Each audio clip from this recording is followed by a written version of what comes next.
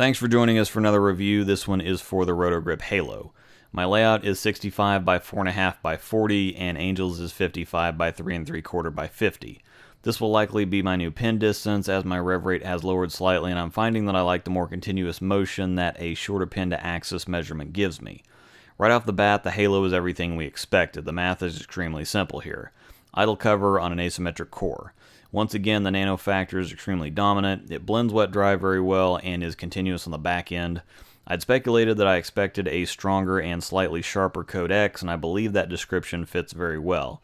It has a more defined break point than both the Code X and the Idle. It's 3-ish boards stronger than the X and only appears to be about 1 or 2 stronger than the Idle. It actually has flashes of the original No Rules, and I dare say that it's what the No Rules Exist was supposed to be. The microbyte cover, which is a nano cover like I said, accomplishes the things that the Exist failed at, namely versatility and pocket presence.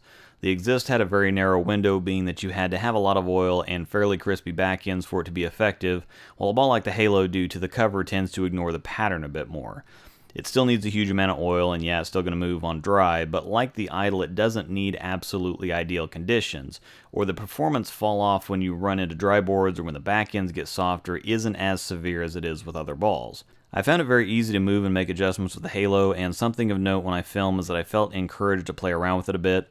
Balls I've done this with are the Marvel Pearl, Idle, and Code X, to name a few, but usually, as is the case with most balls, they have very defined abilities. It didn't take me long to see with the winner what it was good at and what it wasn't, and to be quite honest, versatility isn't the measuring stick of a good or bad ball. You need balls that are great at specific things, and those balls often have limits or trade-offs. Very few balls are both versatile and great at more than a few different things.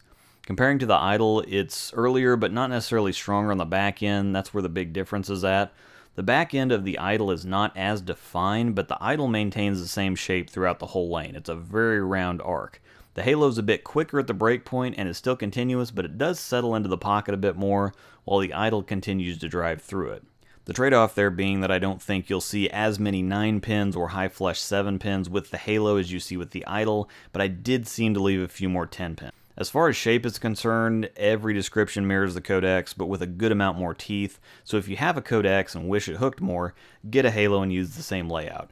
I think you can see the similarity in the comparison shots here. The Sherlock is still the king of hook in the Storm and Roto lines. It's got as much traction as the Halo does and still is even stronger on the back end, but sometimes that's a problem, so if you want the strength of the Sherlock and the control of the X, the Halo is your answer. This is about as deep as Angel's going to get with anything, and she was able to move around a bit with it too.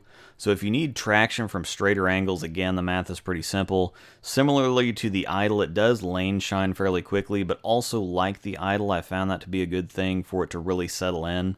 To keep the surface fresh, you'll obviously need to keep some Abralon pads around, but unless you're on an absolute flood, letting it shine a bit to give it a touch more length and shape appears to be the way to go, as it got more forgiving the longer she threw it. Overall, I still prefer the Idle. I just don't need an ASIM version, and bigger rev guys are in the same boat, but there are some that the Idle just doesn't do enough in the mid lane for, and that's where the Halo comes in. The Halo knows exactly who and what it is. There's no wrinkles or surprises here. Tons of hook with the ASIM torque. Thanks for watching.